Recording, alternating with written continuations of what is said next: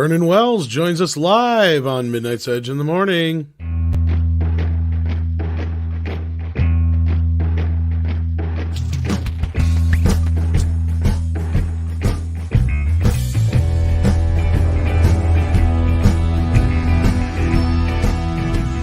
Happy Friday, everybody. Good morning, good evening, good afternoon, whatever it is, where you is. I am Tom Connors, and with me, as always, is the boss man, Andre. Greetings, everyone. And we also have with us a very special guest, Tom Konkle. Hey, guys. Thanks for having us on. And Tom brought a guest with him, the one, the only Vernon Wells. How are you doing today? I am wonderful. Thank you, Thomas. And Andre, thank you for having me on. And I'd thank Tom, but, you know. Yeah, yes. Don't even bother. See if you still want to thank me in about 2 hours. Yeah. Right. But yes, it's a great honor to have you here. And thank you so much for joining us. My pleasure. Absolutely. It's our honor to have someone as well esteemed and with your resume here. So it's an absolute pleasure and a blast. And today, of course, we'll be talking a little bit about your career, the movies that everyone knows you from. We'll be talking about your newer work and upcoming things that people need to check you out in. And we'll be talking a little bit about the state of the industry and the state of society today, because I guess we are kind of in a post-apocalyptic society. It just looks a little bit different. I remember myself, like, back in March when we first locked down and everything, and I was like thinking, so this is the future. This is the post-apocalypse. Where's the cars? Where's the deserts? Where's the leather? Where's the feather? Why don't we all look like Wes? Because that's what I wanted to look like. So I was like tempted to go out and get some leather and lace myself. So but, he does. So evidently, is that your confession that you dress like this in private, Andre? Or no, I only wish that we all dressed like Wes. What I want to know is, why did we replace gasoline with toilet paper? It's like, look, I'm here for the toilet paper, okay? That's it. Just walk away. Yeah, just walk away. And walk or away. In this case, just wipe away. Just wipe away. Not quite how we envisioned it. Andre must dress like that on a normal basis when we're not looking. Yeah, you should take the picture of Andre down there and put Vernon up. Andre looks great.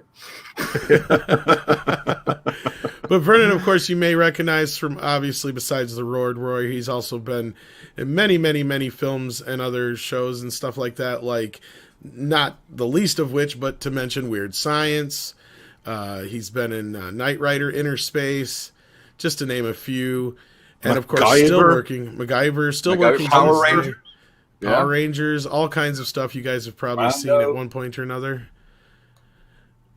He's done a few things, you know, and that's the one thing about Vernon and I. We kind of bonded over this because he really loves the craft of acting, but he also is very knowledgeable behind the camera. One of the reasons I went into business with him is, you know, he's not only a friend, but he's someone who's very versed in the mechanism of producing a film. We're producing some independent films, ones that I've talked to you about before, like Island in the Stars. He's very much aware of where the trends of the industry are going, along with myself, where there's an opportunity here with the kind of collapse that we're seeing with the old system and ways of doing it.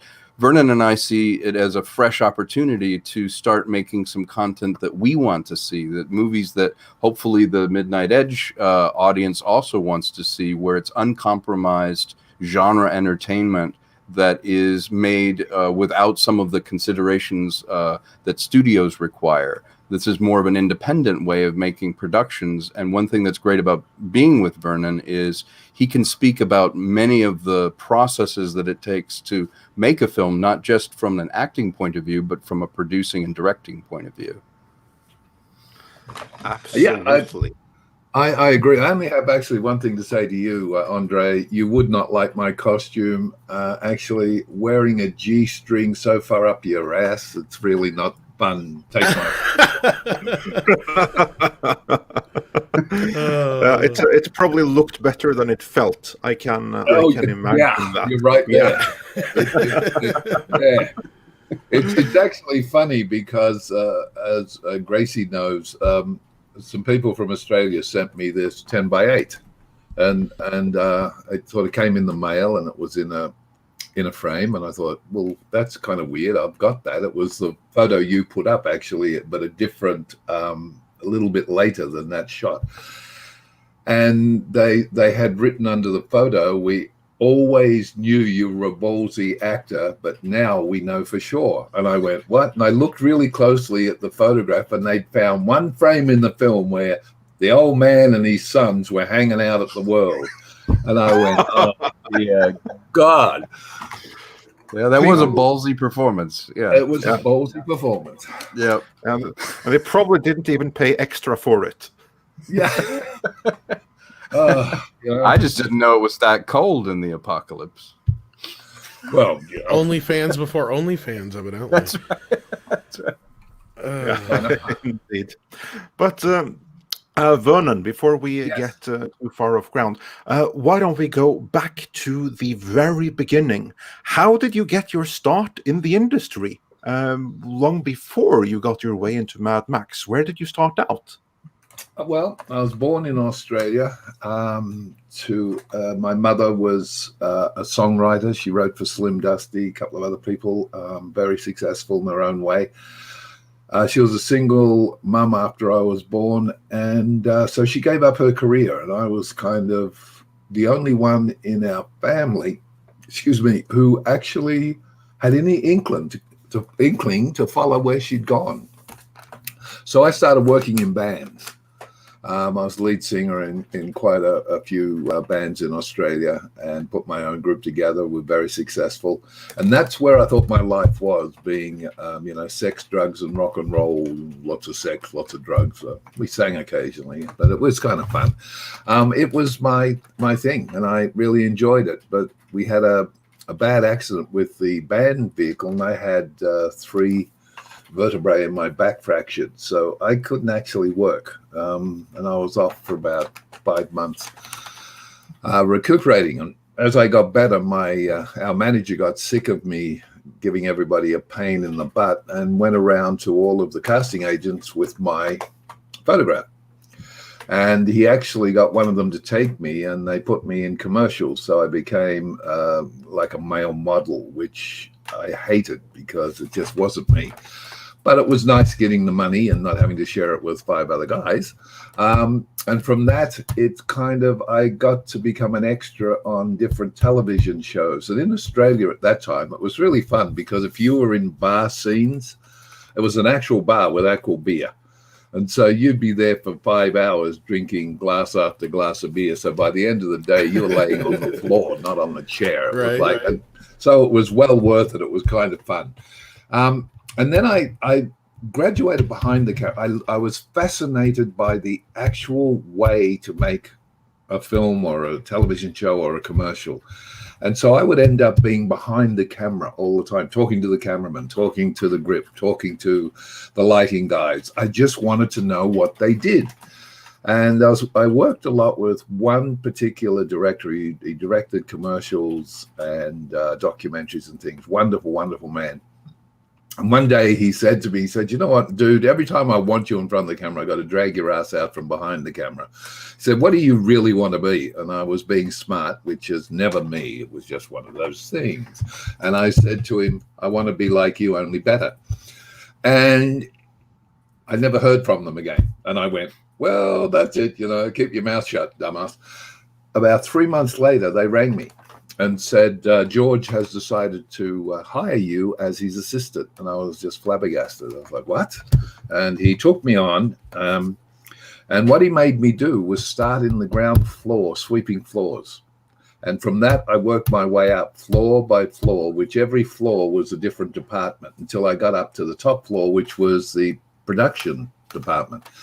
And I produced a lot of very large commercials and things. And then one night we had this ornery old man. He was like in his 70s, who was the spokesperson for a chain of department stores.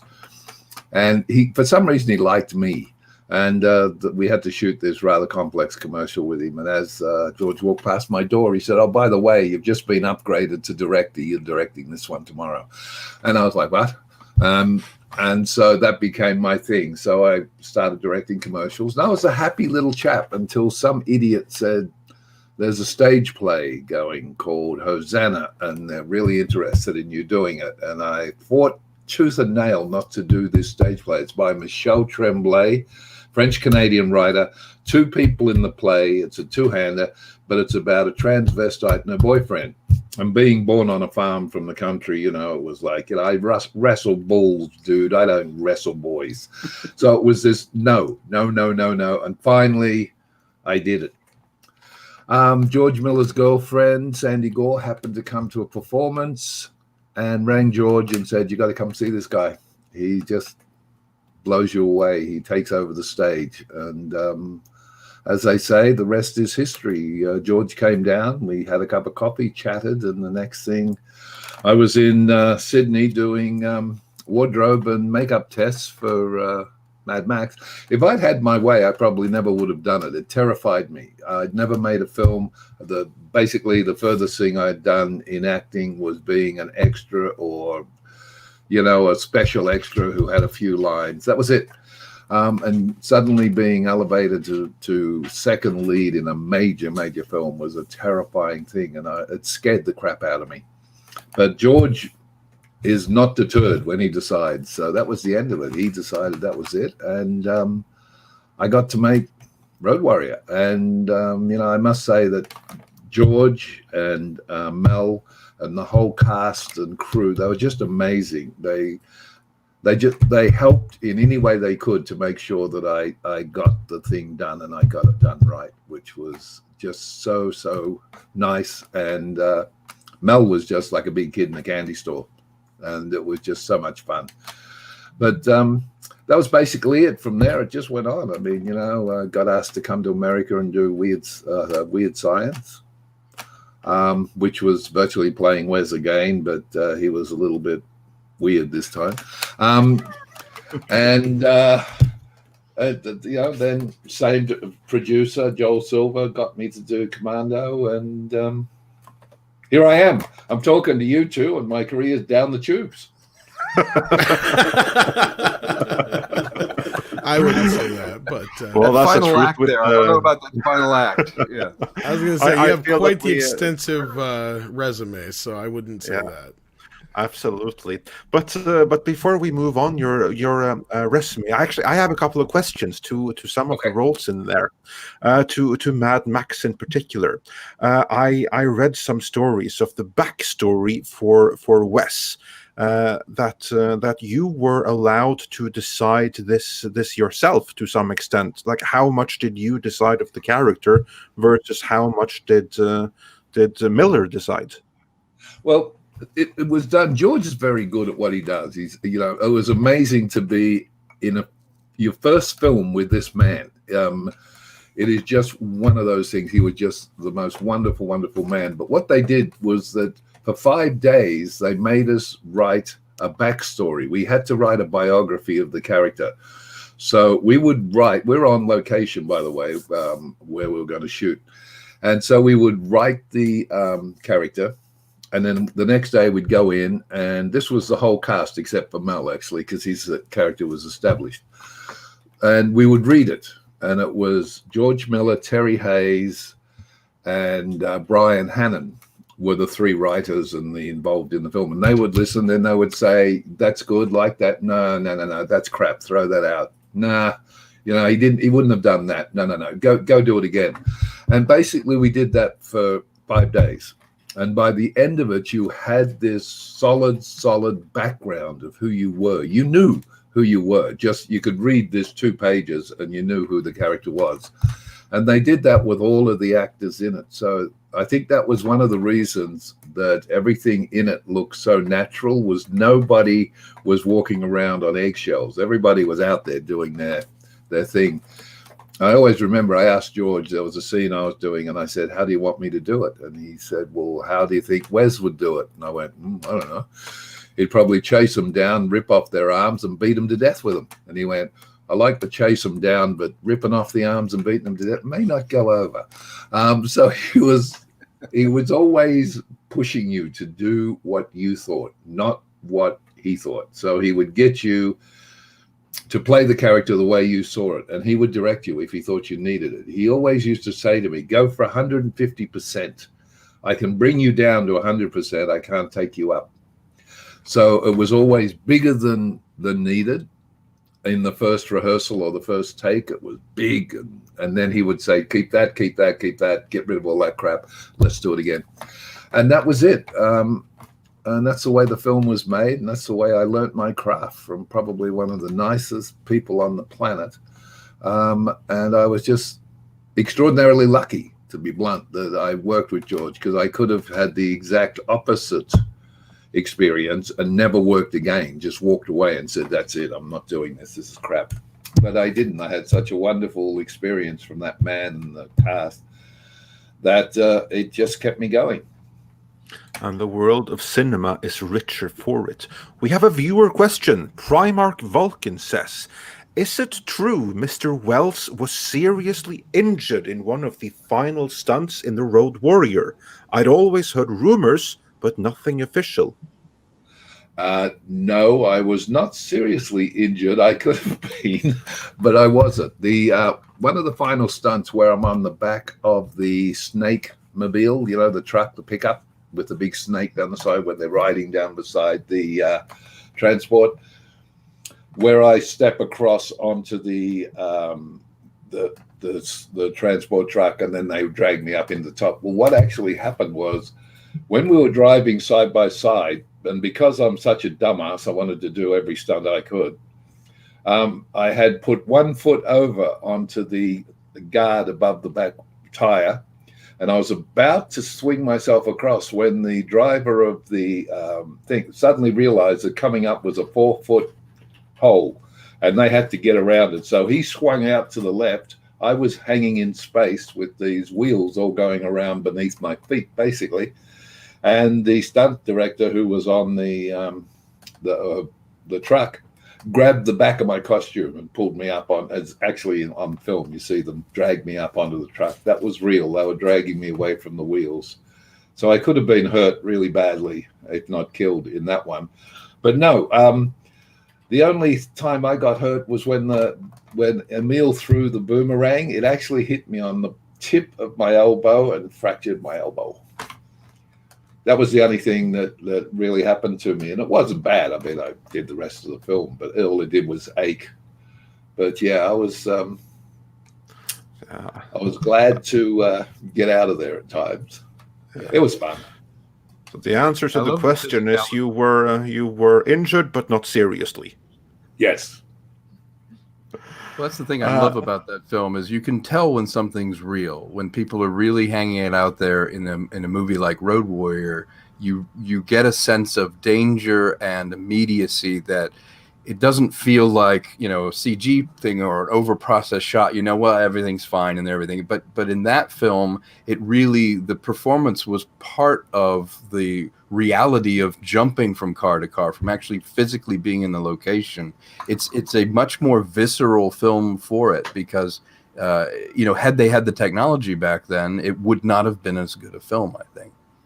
I think George still would have shot it the same. I mean, if you look at Fury Road, there's only like 10% of that film that is actually, which I love. Yeah, green screen and not shot in camera.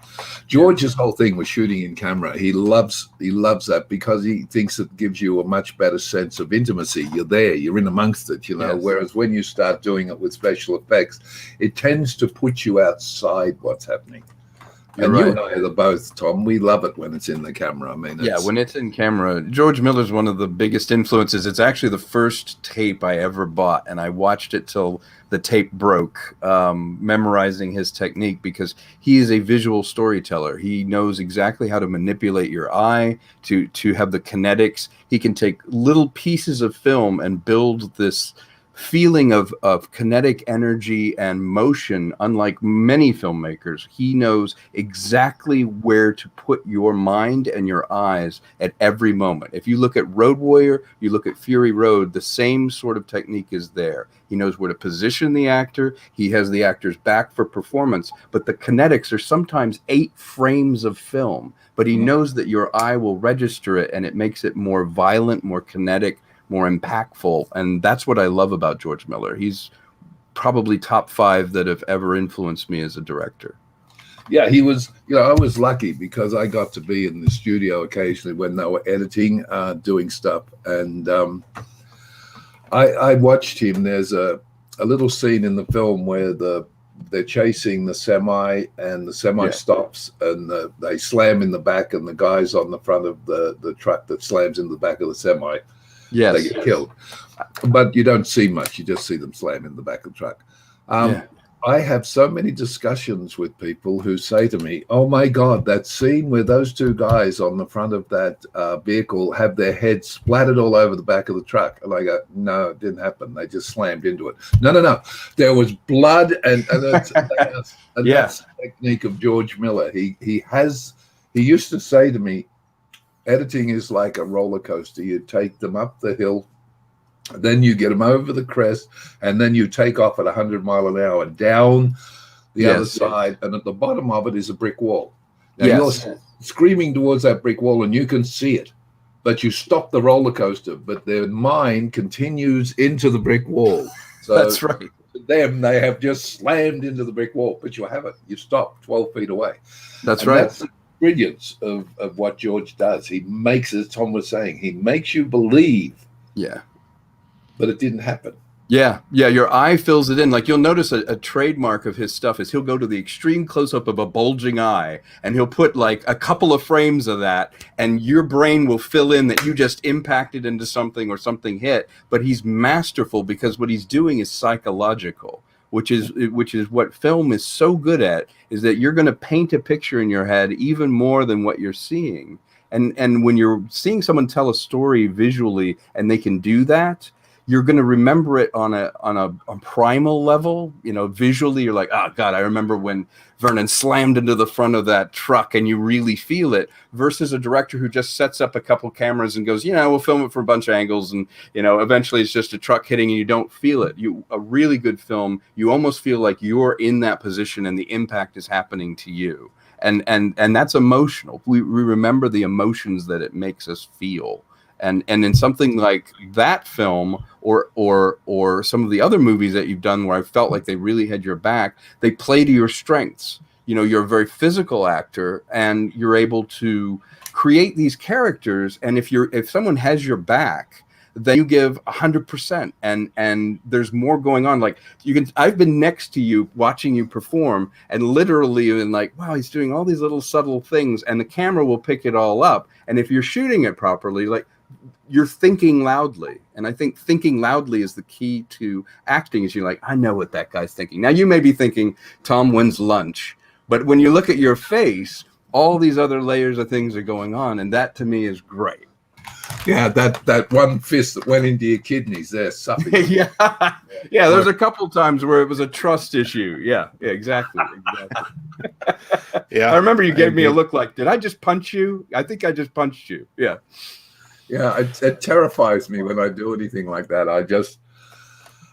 It's not, we're not supposed to do that. But occasionally, of course, you have the slight accident when you're so close, like we were in that scene. And you had those gloves on, and I felt it go into my chin, and you were like, but you kept going. I was like, just keep going at this point, But yeah, it was great. I think don't you agree? I think all acting is a bit like tennis, where you're hitting the ball as best you can, and hopefully the person on the other side hits it back to you, and it's making the other person look good.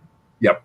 That's, to me, that's what it's all about. Is I always get so disturbed when I'm on a set or something, and everybody starts saying, oh, well, Mr. Wells will be over here and we'll be doing this with him and that, and all the other actors are left. And I'm like, wait a minute, whoa, that's not the way it works. It's like Mr. Wells is part of the cast, by the way, and his name is usually Asshole, not Mr. Wells.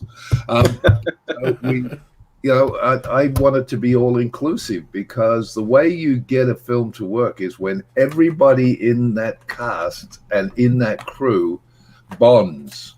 Yes. Not one person saying, "Oh, I'm the star. Excuse me. I'll have my lunch in my caravan, or I'll have it delivered by helicopter."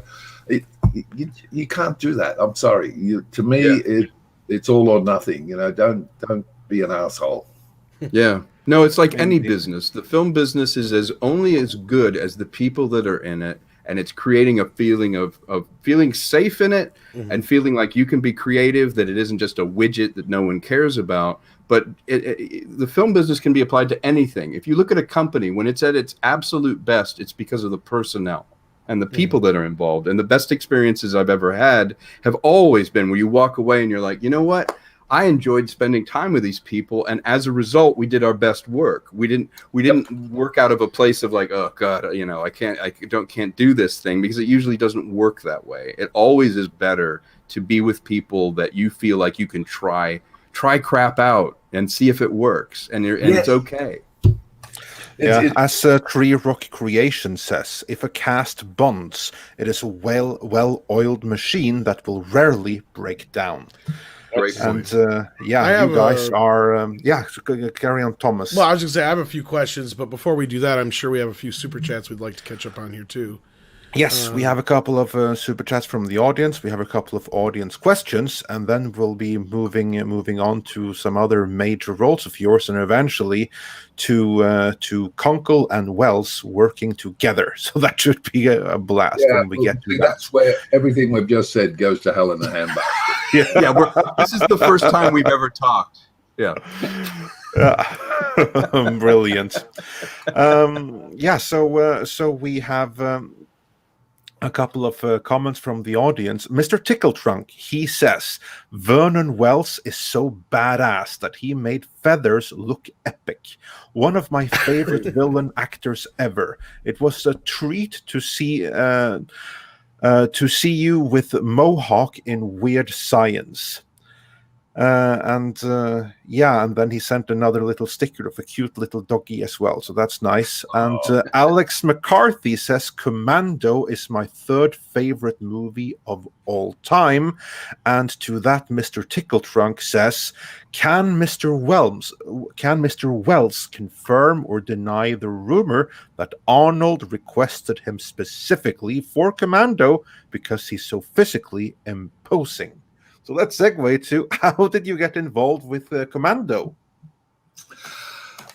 Commando's really weird. I was in the States doing Weird Science for Joel Silver, and he said to me while I was there, he said, I'm doing another film after this with Arnold Schwarzenegger. Now, I'm an Australian. Arnold Schwarzenegger was known here. We didn't have a clue who he was. It could have been a brand of toilet paper for all I knew. I did not know him. Didn't recognize the name. And I said, okay. And he said, and you'd make the perfect villain against him because he's a bodybuilder, he's a big boy, and you're a big boy yourself. And I said, oh, okay, whatever. So he took me to meet with the director, and the director had already decided on who he wanted. So no, he didn't. And he was afraid if I did it, I'd wez it up. And always amuses me when they say that. A little thing in front of my name is called actor, not wez it up. But anyway, I went back to Australia. I really didn't mind. I went home and I did a film back in Australia, which was kind of fun. I enjoyed it. True story of kids that get kidnapped with their school teacher in a bus and buried by a group of guys who are holding them for ransom, and they manage to escape and do a lot of damage to their kidnappers. So I was happy to go home and do that. And I went back to doing my thing, directing commercials and things. So it didn't really worry me. And about probably 3 months, a little longer, I got a phone call from a buddy of mine who'd been looking for me for about 3 hours and said, you've got this urgent call from America. You have to ring immediately because they need to talk to you.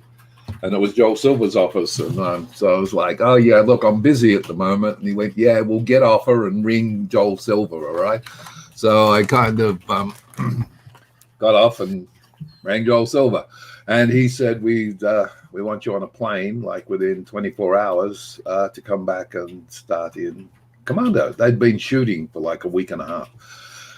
And I was like, well, okay. So I kind of got my life in order and flew back to America to do the film.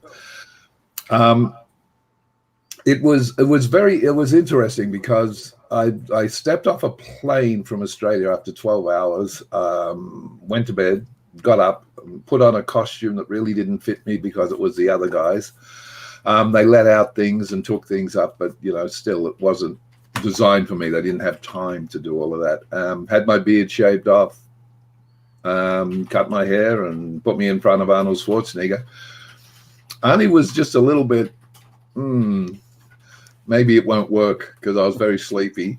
And after I did the scene with the knife, and he was tied to the table, he decided that if Joel Silver promised never to allow me to have a real knife, he would love to have me in the film. So we got on really well. And as for Arnold, I'm sure that Arnold had a lot to do with the fact that I did the film, yes, because it was really up to him who he had. And I think the whole point was he wanted somebody that was pretty much on par with him, that would look like they could stand up to him. So, I did it. And yeah, a lot of fun kicking the crap out of Arnie for an hour and a half. And what can I say? Yeah, that's absolutely awesome. We had a few more comments and some more nice words for you. We had Rob Altis saying, "Hail to Vernon. I love Road Warrior. Met you twice. Great seeing you. Hail Midnight's Edge." Oh, thank you. Thank you. And Alex Acerra has a question. For Vernon, what was the most difficult role for you to bring to life in terms of research and development of the role?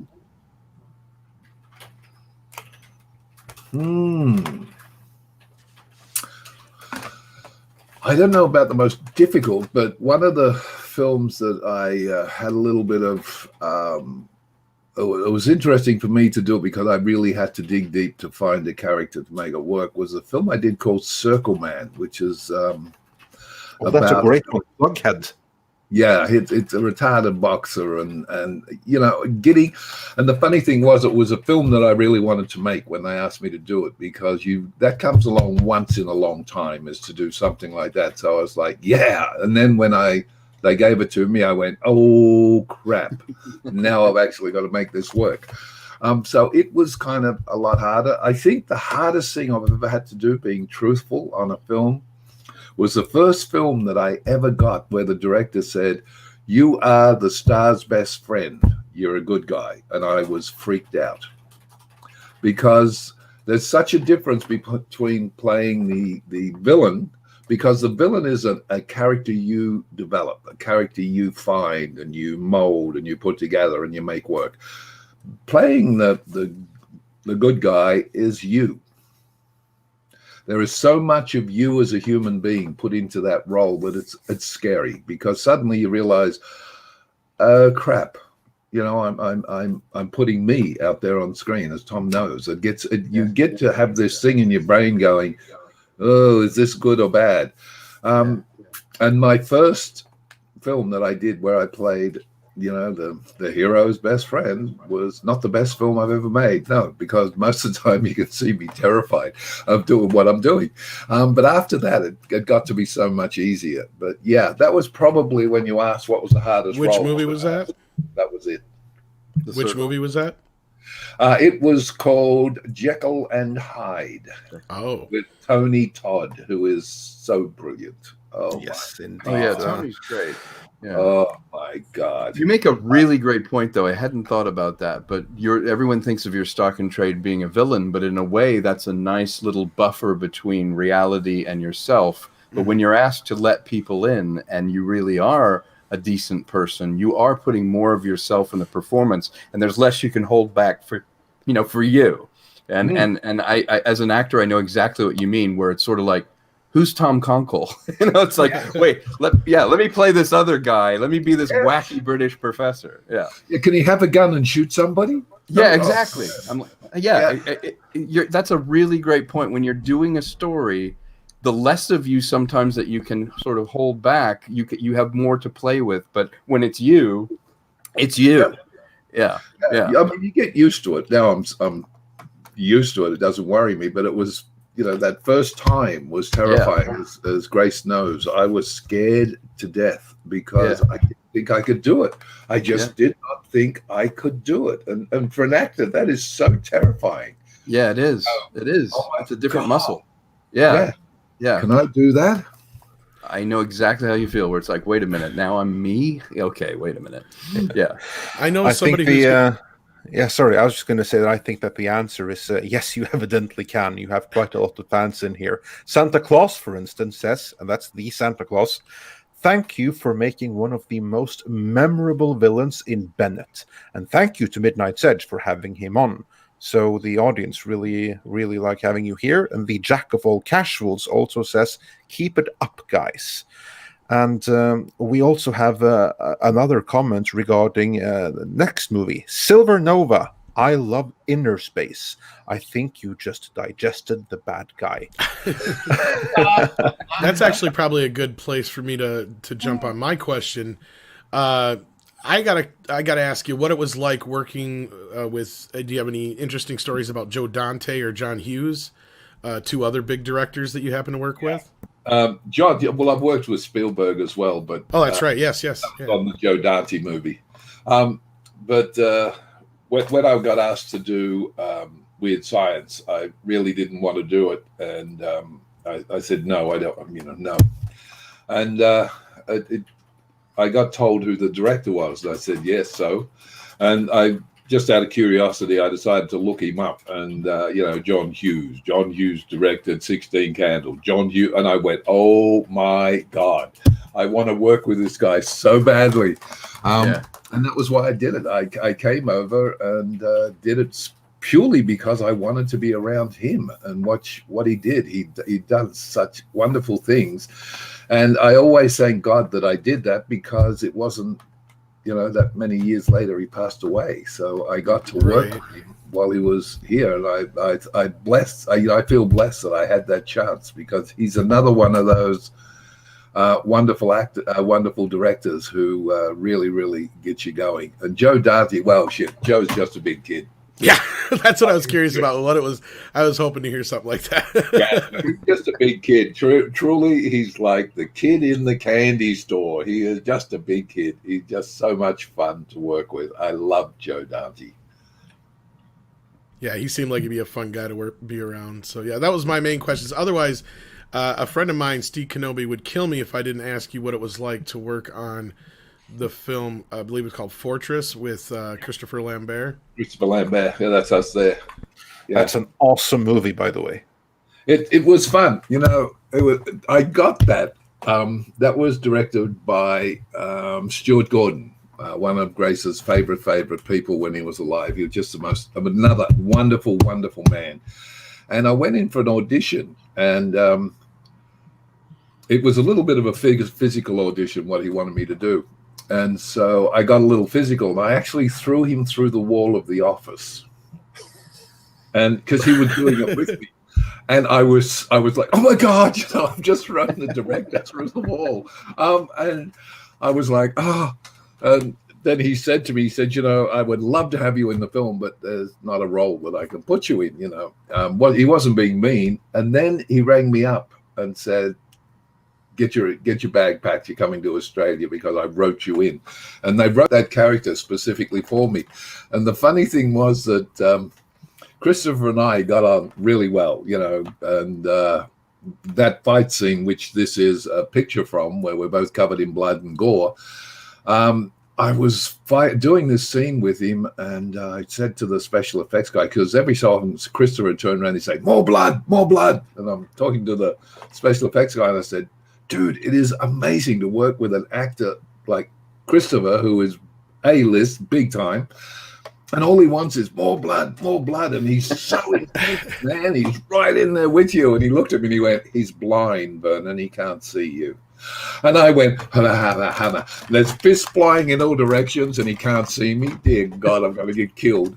But it was just so much fun. And Chris is just a total, and we got on so well that the end scene where I get killed, I'm just supposed to die. But we made it into this big bloody thing with me putting my hand through my body, looking at Chris, the whole bit before I fall. And Stuart walked over to me when it was over and went,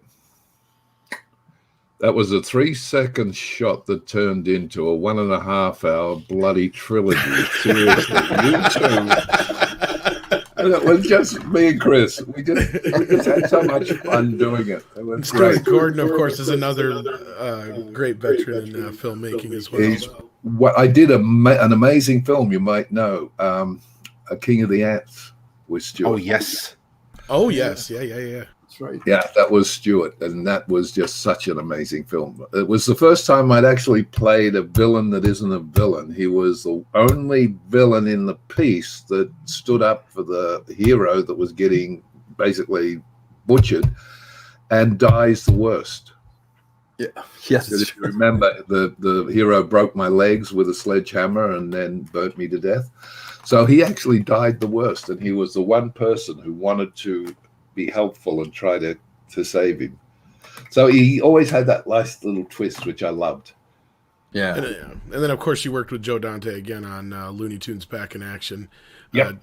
Did he call you in just because you guys were old friends, or he knew you had something in mind for you? Or? He uses his friends a lot. Yeah, that's what I was curious about. You see the same people turn up in all his films.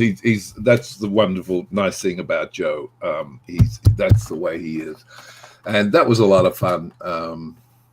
Total chaos from the time we started till the time we finished. Yeah. But it was a lot of fun.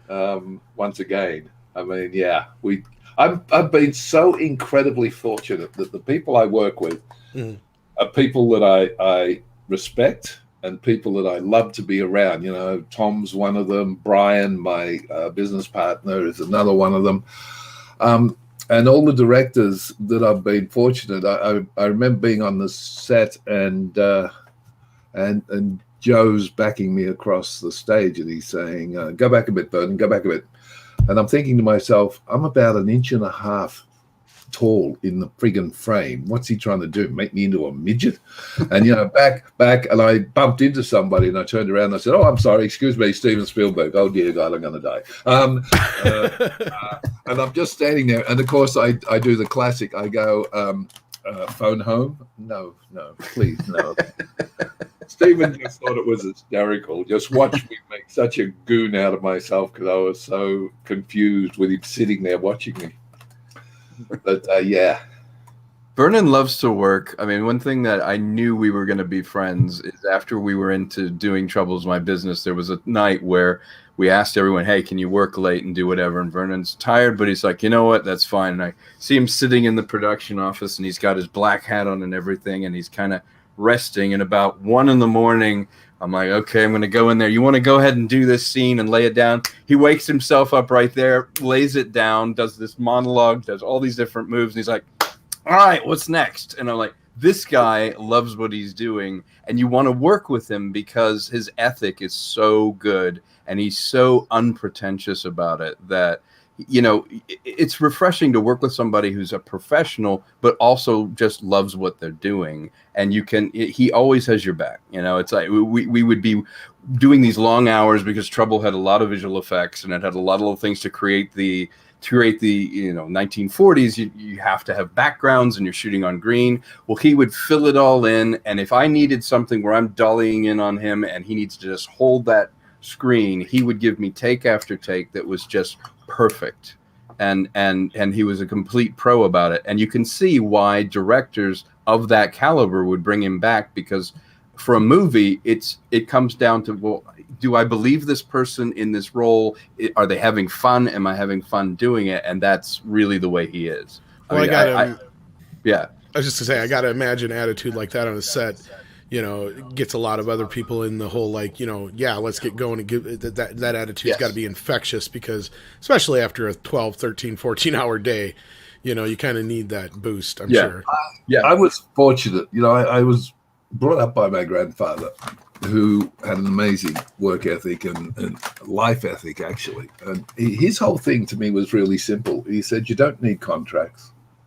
All you need is you to say yes. And the minute you say yes, that is the contract. And from that moment on, you are bound to whatever it is that you said yes for, and you do your job regardless. That was it. And I grew up with that. And that's the way I look at things. Tom will ring me and say, hey, we're doing blah, blah. And I'll go, great. Yeah. I haven't asked him how much money or where it is or what. And I say, you know what, I'll get Joseph, who is my manager, who is very much like me anyway. And he'll just ring Tom and say, Vernon wants me to talk to you. And I have no idea about what. But because if I get the job, I put 150% in. I can't do anything else anyway. But I always remember Brian Martin, who's another friend of ours. Like, the three of us are like the Three Musketeers. He hired me to do a little film. And if you haven't seen it, I would suggest you do. It's called Savior of None. Wonderful, wonderful little film. And he needed a central pivot for the film, and that was the bar owner. And so he had been told by the special effects guy about this guy called Vernon Wells, who maybe you'd like. And he rang me, and I got the script, loved the script. And I flew up to Sacramento. I was shooting in Sacramento, but I was shooting for one night. They couldn't afford to have me longer than 12 hours, basically. So I was flying up during the day, going to bed, getting up, and then working 12 hours through the night to shoot all my scenes, which was fine because they were all in the one place inside the bar. And when I got to Sacramento, I got off the plane, and Brian was there to pick me up. I didn't know him. I'd never worked with him. So I was like, oh, you're the director. Good God, I'm being picked up by the director. That's special. And he said, well, I thought that I could save time. I'll tell you what I think that where the character should be, and I'd like you to. So I said, okay. I said, you know what, let's save time. I'll tell you what I think, then you tell me where I'm wrong, and then we'll just put it all together and we'll have the character. Does that suit? And he said, sure. So I just sort of told him where the character up, down, inside out, and roundabout. And when I finished, I said, so what did I screw up? What do you want to change? And he just looked at me and he went, screw you. And just kept driving the car. And a little later, we were talking about it, and he said he had never been with an actor in his life who had dissected a script character so much to the point of there was nothing that he could say that would add. And I went, oh, sorry, that's the way I work. It's just me. And that's just what I do. I mean, I have no special technique, nothing. I just look at the character, look at the script. I really don't learn the script. I just learn what my character's doing, because when I'm working with Tom, when he talks to me, I want to listen to him. Right. Yeah, it is about listening. I don't want to know what he's going to say to me. I want to just sit there and go, oh. So it's the way I like to work. So, good, bad, or indifferent. I mean, we're all different. We've all got our own techniques. We've all got our own things. And I think the biggest thing of it all is we work together. I mean, you make a scene work because, there's no I in actor, by the way. Yeah, this is true. Very, very true. Yeah. On that, speaking of actor, we have a couple of other questions, including some actors that you've worked with before. Sander Hammerslag wants to know, Vernon, how was it to work with Robert Picardo in Inner Space, and did he get the drill bit as a souvenir? That's very specific. Robert became one of my best friends. I love Robert Picardo. He is just so funny. I mean, seriously funny, and just the most wonderful, genuine, giving human being. He is just so sweet. And working with everybody on that film, by the way, the whole cast was just out of control. It was just so much fun. And I was just lucky. to be there, and cooking fried eggs with Robert Picardo from my little flamethrower was kind of fun. Yeah, that's my boy. There he is. Another Joe Dante alum as well. Yes. Yeah, we shot that in New Zealand. Actually, it was fun. Oh, that was in New Zealand. I didn't know that. Fun. That's great. I'm always totally an idiot, but what can I say? And then we've also got two back-to-back here question of your work in TV. The first one is actually from myself. How did you get involved in Conan the Adventurer? And how was working on that? This is for you? Yeah, this is for me. Yeah, screw you. Give me the next question. Oh. No, kidding. No freebies, obviously. No freebies. Conan the Barbarian has a very sad story. I actually got cast into that role last time. I said yes, I would do it. And when it was to film, I was supposed to be going to the islands for my wedding anniversary to a really, really nice place with my wife. And I couldn't because we were shooting that week. So it was like, oh, dear God. And Grace said, well, I'll take Mum and Dad with me. And my sister wants to go away, so we can go. And, we can still use the property and everything will be fine. So I said, whatever, mumble. That's why the character was so, I was quite pissed off. Well, they leave, and I ring the next day and say, how is it, sweetheart? She said, oh, it's wonderful. There's this, that, and the other thing. What are you doing? I said, I'm sitting at home. They canceled it for a week. Oh, So, yeah. the whole family in the islands having the most wonderful time on my dime. And I'm sitting at home going, this is that's what they say. Vernon.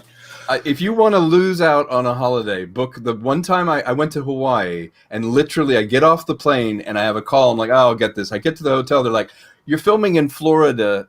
Can you be out tomorrow? And I'm like, I have never been to Hawaii before. Seriously? And so I flew all that distance and was up at 5 a.m. Florida time filming. So I had no sleep. So you're absolutely, it's like they know that you're going on vacation or you have plans. Yep. That's when we're shooting, dude. And then they cancel it, so you can't do anything. Exactly. I know that feeling. That's fantastic. Yeah, very little good came out of that. And Tonester Tree sends in a $5 super chat and says, "Got you covered, Andre." So, thank you. There you go. Much appreciated. But we will get to the other super chats as we get moving here. So don't worry. And we had another TV series question, and this one is for something far more prestigious than Ralph Muller's Conan the Adventurer. This one is from just give me 1 second here, from Megasword Jeremy, who, as you can hear from the name, has questions about Power Rangers and has been going on about it in the chat the whole time. Ask Vernon what the Power Rangers Time Force actors are like, and probably everything that you can say about or feel like sharing about the Power Rangers in general. Power Rangers, the actors were wonderful. They're all still friends, every one of them. They're all still friends, and we all get together at conventions, and we're one of the only casts from Power Rangers that everybody in the cast is still together. Usually there's someone says, I don't like him because he's an asshole. We never had that. We just had this wonderful cast, and it became, the fun thing that I had with it is once everybody figured out who I was, it became a peeing competition, who can pee up the wall the highest. Every time I was working with the little twerps, it was like they were just, oh my God, they would try to outdo me, and it was so much fun. And I always remember I was in Japan at a convention, and Gracie was there because she's Japanese American. She was my translator. And I was being interviewed, and one of the interviewers said, "So what are you famous, in the series?" And I said, "Well, I guess I'm famous for the fact that I'm the only villain in American show that's ever killed a Red Ranger, and I kill him in the first 5 minutes of the series." And they just sat there and looked at me, and they went, "Oh, we do that every week." And I went, It's like shows don't last very long. Yeah, I know. It's like, just give me my little bit of joy here. yeah. But I do that every week. I love them. Erin Cahill is one of the sweetest, most gorgeous girls in the planet, who was the Peak Ranger. Still, her and her husband are our closest friends. She's just wonderful. Love her to death. Jason, they're all just, Michael, everybody on that cast was just so much of a joy to work with. And the nice thing about it was that some of the best scripts that were written for that series were written because I was in it, which was really, really nice. And they did a lot of exploration of what my character was, instead of just having, he's a villain and that was it.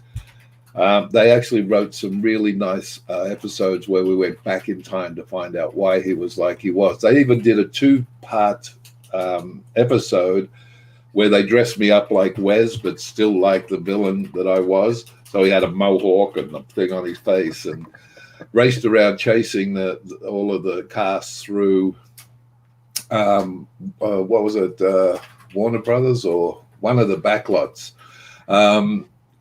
while we shot every film that they all wanted to be in. That was like, what film would you love to star in? So they did their own little film, and I was coming through everything, trying to catch them as usual.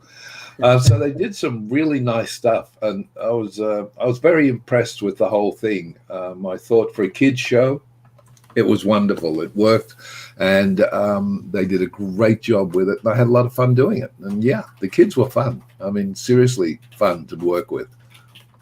Absolutely. And Goddess of Whim says, not every day a Mad Max villain becomes a Power Rangers legend. Hail Vernon, hail Rancic.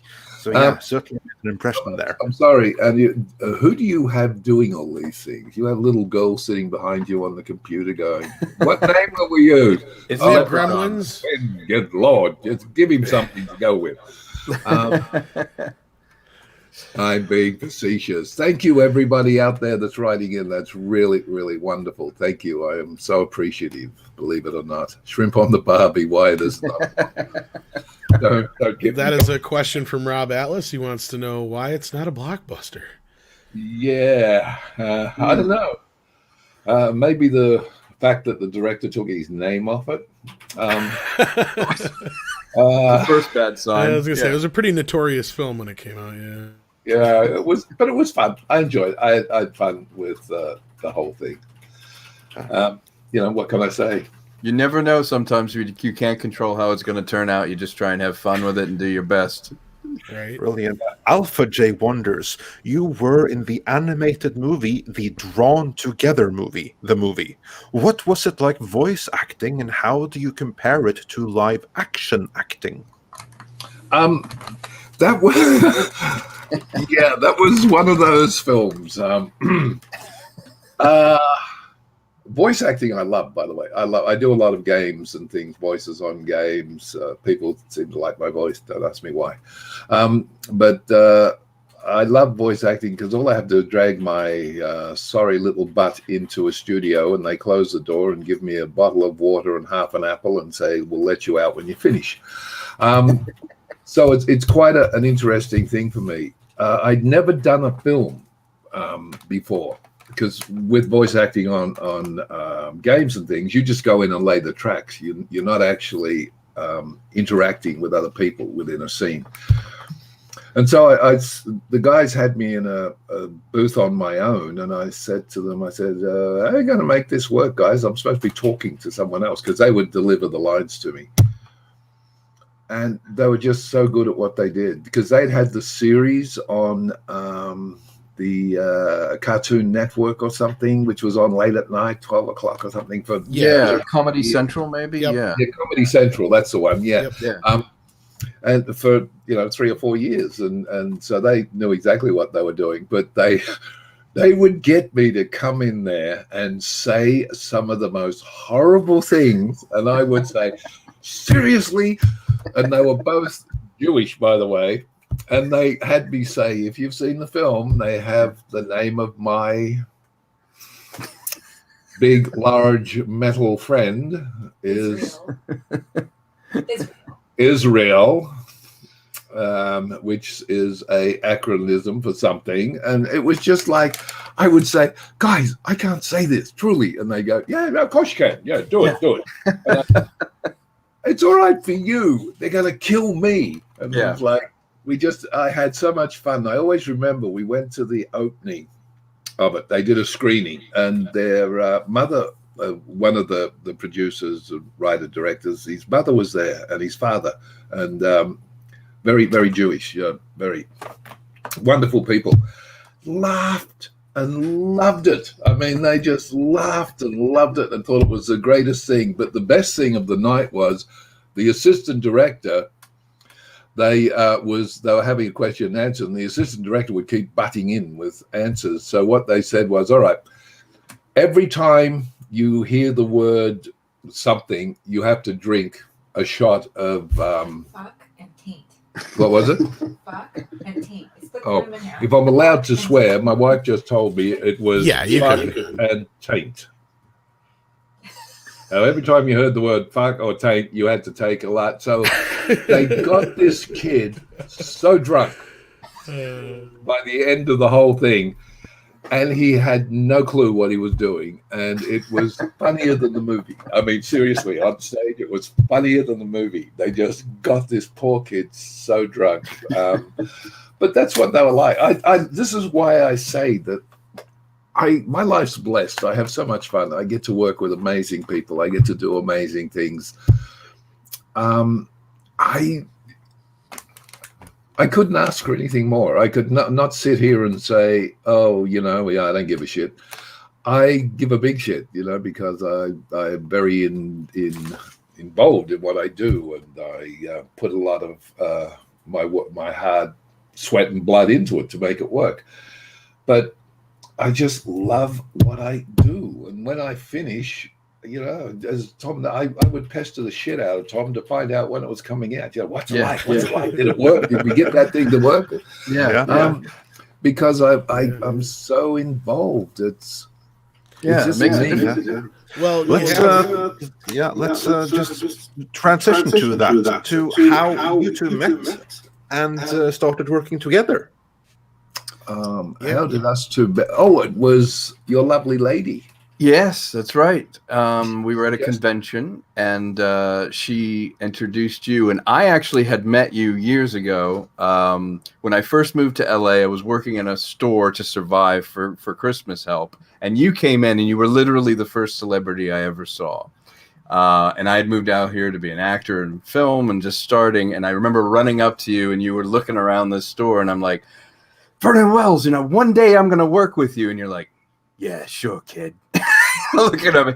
And then 25 years later, we meet up, and we're at Comic-Con, I think it was, wasn't it? Yep. And we started talking. One of our dear friends, Virginia Hay, who was in Farscape, she also connected us. And we started talking, and I said, I really would like to work with you. And I've progressed, since those years. Would you be interested in talking about a film noir? And it was Trouble Is My Business. And you're like, yeah, I'll be open to that. I'll take a look. We had some fun talking. And you called me, I think, the next day or the day after that. And you're like, you know what? This is actually good. I'm surprised. Let's have a meet. So we sat down and we talked, and I realized not only were you very literate on film, that you loved acting like I did, but that we saw in each other kind of kindred spirits. And so we ended up doing Trouble Is My Business. And I had heard your voice when I was writing it, and I had never dreamed, that would be able to get you. And you took it to the next level. The thing about Detective Tate is, I think we talked about this, and you agreed. You were like, he's like Caligula. He's got his fingers in everything in L.A. And at the time in the 40s, a lot of Los Angeles cops were, shall we say, a bit like gang members, and that they had separate deals, and they were serving and protecting themselves. And you understood the power this man had. He was a quiet man, but when he spoke, everyone listened. And on the set, I was able to sort of trust you with that.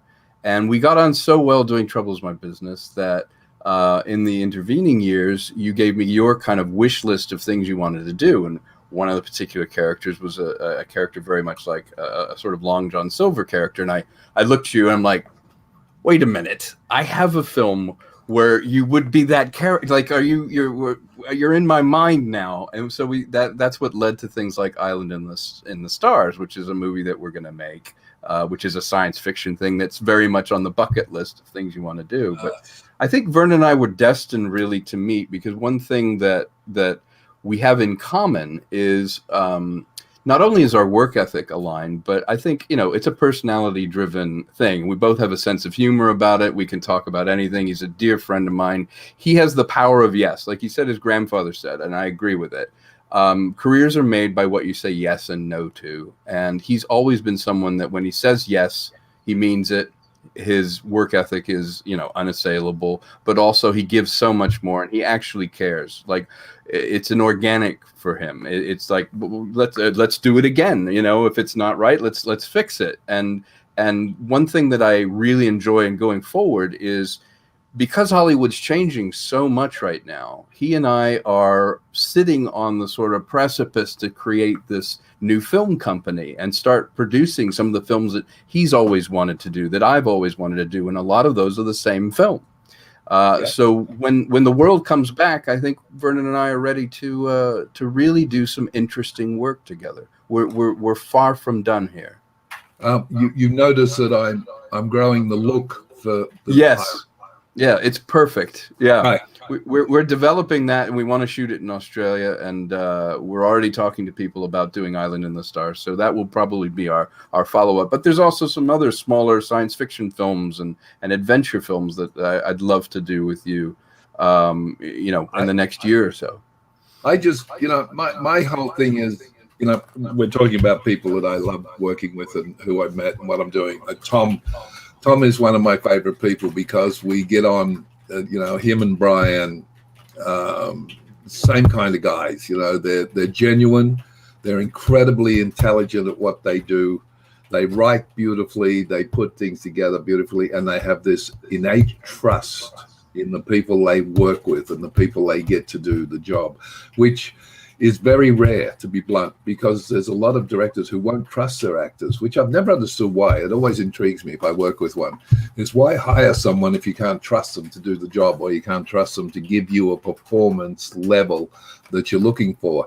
And there's another group of yahoos in Australia, Travis Bain, who is just the sweetest human being. He got hold of me few years ago by writing in the online that he was looking for someone like Vernon Wells. They'd written this script, they'd shot it. There was just this part they needed to put in, and they'd written it for Vernon Wells. However, they could not afford to have Vernon Wells. And in fact, they had no idea where Vernon Wells was. They knew he was overseas in America, and they couldn't afford to bring him home. So if anybody knew someone like him, could they let us know? And I just happened to be in Australia at the time. I was traveling around Australia for 6 weeks doing a little travelogue with some friends and Grace. And we were up in Darwin, and they're in Cairns, which is like a hop and a skip across the street, basically. So I rang them. And they were so totally out of control when I rang. And it was like, oh, my God, you do it? Oh, dear God, And I said, yeah, you got like 12 hours because you got a day before I have to come back. No, we'll do it. Australia's one. They just, we'll do it. We'll have you on a plane tonight and we'll be shooting tomorrow. And I went, that'll be interesting. So they had me on a plane. I flew to Cairns. And then next day, we drove out to this amazing, beautiful area. And I said, oh, great. Where are we shooting? And they said, we're just shooting over that hill. And I said, oh, okay. I said, do you need a hand with some equipment? They said, oh, yeah, if you could. So, I got a camera in my hand. So we walk over this hill and get out. And I went, so where's the location? They said, oh, it's that one. 3 effing hills I had to walk over to get to this location, carrying all this bloody gear. And it was like, you sons of bitches. That'll teach you to say, can I hold this? Yeah, sure. And I had to carry it out, of course, when we finished that night. But That's no, great. it was a wonderful little film.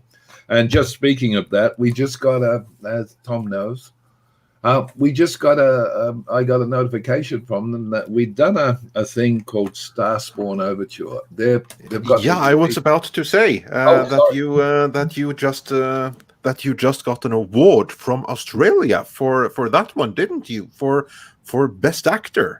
Yeah, which is just It's wonderful. it's have you had a I'm getting, it seems ridiculous to me. I mean, and don't get me wrong, I love the fact that I'm getting awards. I mean, I have another one here. Best actor for horror. I got that like 2 weeks ago. It's suddenly I get all these people that are giving me awards. I'm just flabbergasted. I mean, I think it's amazing and wonderful, and I love it. But you look at it and you think, good God, it only took me 40 odd years to become a good actor. God, I'm glad I didn't pick up on something else. I'd been an engineer. We would have all been in shit. But it's an evolving thing. That's the thing. You're always learning, and these are well deserved that you're getting acknowledgement because you're stretching your acting muscles, and that's why I want to do more stuff with you. I think there's so much more that we can do, and so many more characters we can play. We can raise the money on some of these independent films that are coming up. I think it will be your best work. I really do. Yeah, you know what? I love it. And I think because I can stretch and I don't care. I did a little thing called Fear of the Woods, which was shot in Sweden. Once again, it's a 25-minute film, but it's the prelude to a film. Mm-hmm. It's the first 25 minutes of the feature, and they made it into a short because they loved it so much. And I started winning Best Actor awards for that. It looks beautiful. That film looks amazing. Yeah, it's just a beautiful film. The other two actors in it are amazing. The bear is hysterical. And I'm not giving it away. And I went over to Sweden on a whim and a chance. They couldn't afford to pay me, but he was so desperate for me to do it. So I went over and did it and spent 4 days up to my other parts in snow, freezing them off, and I'm convinced they're still thawing out. And got drug around by lunatics with ropes around all parts of my body, through the snow, up over hills, you name it, and walking through it, running through it, and having the greatest time. It was so much fun. Yeah. And it turned out to be such a wonderful little short, which, again, I'm like, thank you. I'm so happy to have been in it. Yeah, you can tell you're having fun too. It makes a difference. Yeah, it looks beautiful, and it's a great film. Yeah, no, it's really nice. I got other stuff that I'm doing. I'm doing a wonderful film called Southern Hard, which is apropos for the times that we're in, but it's set in the Civil War. Which I can't wait to do because I've been attached to it for 3 years, and I really, really, really want to do it. Yeah, that seems like a good one. You've told me about that one. Yeah, it's terrific. Speaking of the modern... It's basically two people. As an ex-slave, she escapes from the plantation. It's my plantation, and I get into I play a northern officer, and I get into a firefight with... I play a southern officer, and I get into a firefight with northern troops and get shot in the stomach and the shoulder. And I managed to find this cave from my childhood where I remember that I used to hide in and play in. I get to that, and I managed to get into that to elude them and discover that I'm in the cave with someone else. And it turns out to be the slave girl whom I grew up with, whom was my toy, basically, whom I treated like crap. And the two of us are trapped inside this cave. I'm dying, and she is pissed. And it's just like this intense film with her trying to figure out why I couldn't treat her humanely, or her family, or any of the other slaves. And I can't get away from the fact that she's a slave. She's still a slave. And she, to her, is a free woman because she's escaped from that, and she's now getting to the northern troops to get away from all of that and become a free woman. And it's very intense, very... Yeah, it's some meat there you can act. Yeah, you really can find the characters and the conflict in it. And again, that's the beauty of indie film, is that you can explore things like that. And certainly, one thing I was curious about, what do you think about the whole, movie theaters being closed? And I fell in love with the movies by going to them. Have you noticed any shift in people's perception now that you can't go to the movies? Like movies are coming out on streaming. It's funny because I remember I was doing a film for Stuart Gordon over in Ireland, and they were editing on site, and they had 2 flatbed editors. Yeah. And they had also the new system, which was online. Right. But they didn't trust it. Like, I'm not putting this thing in that machine. I thought it was so funny. So they edited on both systems. So they edited on film, and they edited it straight, from like an early Avid kind of Actually, that goes with a super chat we got from Action Com. He says, as an insider, what's it like to see television coming into its own? The future looks like it will be television, at least for a while, and that bounces off the question Tom just asked you too. Yeah, by television, he of course means streaming, not like broadcast television. Yeah, it's you know what, it's what I was trying to make the point of was that when offline first came in with digital editing, everybody was terrified of it. It would never work. It was no good. You couldn't shoot on video because you got burnout when you had explosions. There was this when you had cars racing and you'd turn, you got all the stutter across the screen. There was all kinds of problems, and everybody said it would never work. It would go away. It was a load of crap. Well, of course, we know where that went. Yeah. And I see the same thing here. Yeah. Much and all as I love theaters, I grew up. Every Saturday, I would go to the Saturday matinee, and my mother would give me a shilling.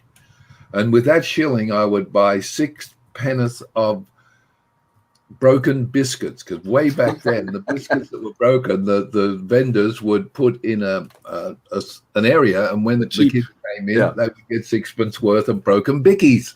And I'd go to the cinema and watch all the, Biggles and Superman and Tarzan, all these little shorts and things. And that was my childhood. I loved the theater. And here in Los Angeles, there are some great, oh my God, there are some beautiful theaters.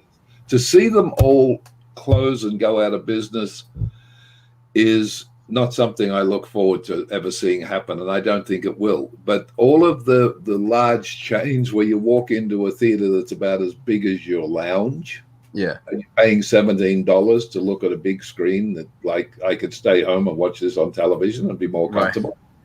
Right. I think that may go away. Yeah, and I think you're right. Yeah, it's more the movie palace where it's an event. You go see a movie and it's big, and it's a thing, and I think that may come back. That when you go to the movie at the theater, that it's an event that you go and it's wonderful. Streaming and all of that, we do. I mean, we watch. What's it called, Grace? Oh, the one about the Japanese girl. We just watched the cartoon on Maloon, whatever her name is. Oh, Mulan? Mulan. See, I was close. I said Maloon. We watched that when it first came out on download with the mouse that roared, and it was really good, and I enjoyed it. I thought, oh, this is cool because we've got like you, Tom, we got a widescreen TV, and we've got the surround sound speakers, and we sit back and we can have the cinematic experience. We can have nibblies and things, and it's, you think, oh, this is all right. I don't mind this. This is fun. And I think TV too has become more like cinema. The writing has gotten better in general, and the scope of, I mean, you and I have talked about developing a television show or a series. When we think about it as the scale of a movie, not something small like a TV series, like television is really a writer's medium and a producer's medium. You can do cinematic scale things on television now, you know, and that is a great opportunity. Well, I mean, I think the thing that's made it so much better too is this short form series. Yeah. You know, you get us an 8-episode series, which is basically a film. Yeah, you like know? Mandalorian. Yeah. It's now made so you get all the pieces instead of it being 1.5 hours and you've got to crush everything into it. You've now got 10 hours or 8 hours to do the whole film. That's right. I love that. I think that is such, and they are very well produced. I mean, they're big budget things, and I think that is, and I think what changed was the fact that once we started to get all of the cable networks and all of the new networks and the streaming networks going, normal television had a problem because they weren't doing anything like that. They were still stuck doing the same old. The 3-camera sitcom thing. That changed it, and for the better. Yeah, well, I agree. Like a film like Mank coming out, the one about Herman Mankiewicz and writing Citizen Kane, that film would never get made for a cinema, but scaled on streaming, David Fincher felt like I can make this film with Gary Oldman and premiere it on Netflix, and that's beautiful because I think the future lies in the mid to low range film where it doesn't have to make $200 million in order to survive.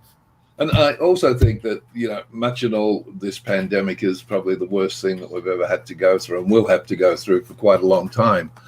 In its own way, it's been a good thing for the film industry because it's suddenly made people realize you don't have to have a crew of 300 to make a film. You can make a film with a crew of 20. Yeah. And you don't need to spend $150 million to make a really, really good film. You can spend or 25 million and get the same result. It is using your brain and going out there and being a producer, not being, I can buy it. Yeah. No, I can fix this in post. Yeah. I'll shoot it in post. Yeah. I think it's great because that is changing the way we do business for the better, not for the worse. It's you know, when we're able to make more films because we have more money. It's that simple. Yeah. And there's the economy of scale is that, as you say, if you can make a film for 40 where it would have cost you 150, you're going to be able to make more films, but you're also going to be able to take more risks. And you're going to be able to serve those people that love that film or love that genre. And you don't have to open it huge where you please everybody and end up pleasing no one. Yeah. No, that's my opinion. I don't care as long as I work. That's right. And you work. Yeah. That's my whole thing. My experience in television was interesting. Recently, I was the staff writer for 2 seasons on this show called Be Cool, Scooby-Doo. And, you know, Scooby-Doo's an old property, and they sort of wanted to revamp it. So we did these kind of short seasons of Be Cool, Scooby-Doo, and they gave us so much more freedom now because animation on television has really exploded. You know, as you were saying with the drawn together thing.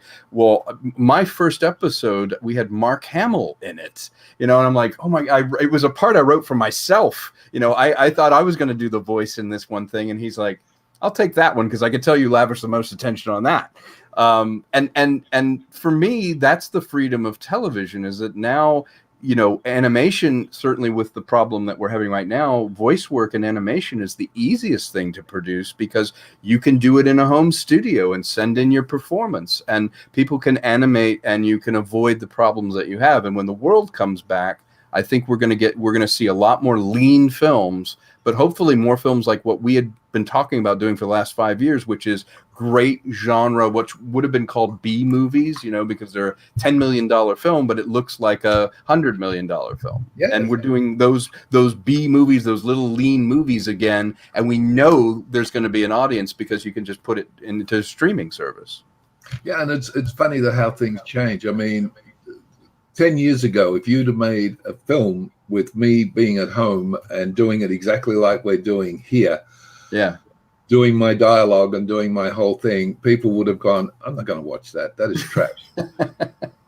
I did a film called Social Distance just after we went into lockdown, which was actually shot that way. On one computer up here, I had the director watching me on Zoom, telling me what to do and doing the other dialogue with me. And all of my work was like this because the film, my part especially, was the head of a company who was doing all this on lockdown, but through these computer meetings. And it was a great little film. We all thought it was to be fun. It's now won, I don't know, 14 awards for what it was. And I, again, won a Best Actor award. Why? I'm not quite sure. I think it's because I eat tomatoes with such joy. Scares me. But no, and this film, everybody loves. And the thing is, though, 10 years ago, people would have gone, that is the biggest heap of, you didn't even bother to shoot it with a camera. You shot the bloody thing on the television. Yeah. Now, people, there's 5 more of those coming out? Yeah. In that similar and you and I just did a radio show this way. We did Dracula for Halloween. We did a production of Dracula, and I literally recorded everyone in Zoom as if it was a live show. And then we release it that way, and it's a totally new way of working. Yeah, and we've got to adapt. That's the wonderful thing about the business is we have to adapt. We went from film, we adapted. Well, we've now come to a point of where things are different. We have to adapt to the new situation and make it work. It's that simple. Well, I'm sure we'll be able to discuss this further in the future, and we hope to have Vernon back as well. Tom is a constant guest here, so well, you never know. This is it, guys. I mean, you got your one chance, you blew it. We got our one shot, and we blew it. It's all. I blame it on Andre. Yeah. That's showbiz. Well, with that, I would like to say thanks to everyone that's come to watch, and especially thank you, Vernon, for joining us and sharing your stories and everything. Even if we blew it, it was an absolute blast to have you. And what projects of yours, recent projects, should everyone that's watching check out? Trouble Is My Business, which is one of my favorite films. I would definitely check. I love that film. I'm sorry, but I love that film. It is so good. There's that. Let me see. Fear of the Woods. The one we were talking about, Starspawn Overture.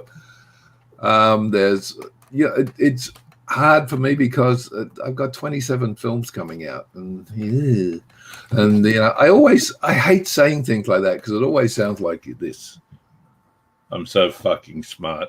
But no, I've just got a lot of films that have been made that are coming out. So there's a lot of stuff out there, and a lot of it by really good people. But please watch our film. Trouble Is My. It'll be fun. Yes. Yeah, the link is in the description. I'll put it in the description of the video with the correct spelling. I see I misspelled it right there, but the link is still correct and accurate. Yeah, so it's a wonderful film. There's a lot of stuff that's coming out that I've done, which I'm very proud of, and it's have a look at it. Absolutely. Awesome. And Mr. Tickle Trunk sends in another super chat. Thank you so much. For the record, Vernon smiled the whole time. You can tell he does it for the love of the art. He enjoys the process, has so much energy, and he sends some more love. And yes, we loved having Vernon with us today. It's always a blast to get to talk to somebody who's in the industry, especially somebody with a huge resume like you, Vernon. Like I said, you've got nearly 200 credits to your name, and it's just amazing that you've been able to work this long in an industry that's not known for longevity. What was that? It's actually quite a bit over 200 now. Is it really? Yeah. Wow. Yeah, I was just going by what it says here on the old. He's actually filming a movie right now. You don't know it. Yeah. Awesome. Yeah, that's what it is. Yeah, we're in the middle of filming a film. This will all be edited into my next film. And just like typical Hollywood, I will not see any residuals. So right. Neither will we. Yeah. I've never heard that term before. Residual what? What was that? Money? But yes, thanks again so much for your time, Vernon, and Tom, of course, Thank you for having well. And we love having you here. And we want to thank all you guys for watching. Is there anything else you guys want to add before we go, Andre? I just again want to say thank you to our guest. It's been an absolute delight to have you on, and we hope to be able to lure you back, maybe with residual talk, sometime in the future. Speaking of residuals, Tip Just jar. offer me chocolate. I'm easy. Just offer me chocolate. I'll come. oh well, we can handle that. Yeah, Tom knows that. I can't pay That's you. right. We'll give you a chocolate. Oh, Yeah, I'll be, we'll work for chocolate. yeah, yeah. we'll Okay, work for we'll chocolate. get on that. We got no issues I there.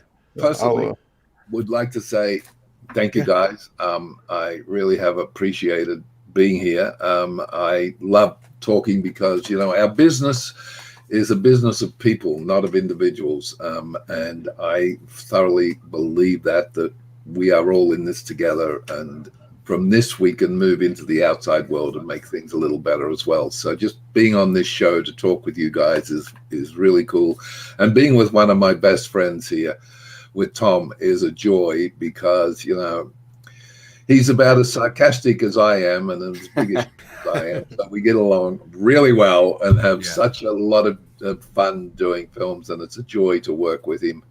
And so from that perspective, this has been, a pleasure. Absolutely. Thank you, guys. And thank you for being so supportive of us and of our work, and particularly to everybody on Midnight Edge's audience. We really do this to get the kind of feedback you've been giving us. So thank you. Well, the pleasure's all ours again. So yes, thank you for being here. And to all of you out there, please have a wonderful weekend.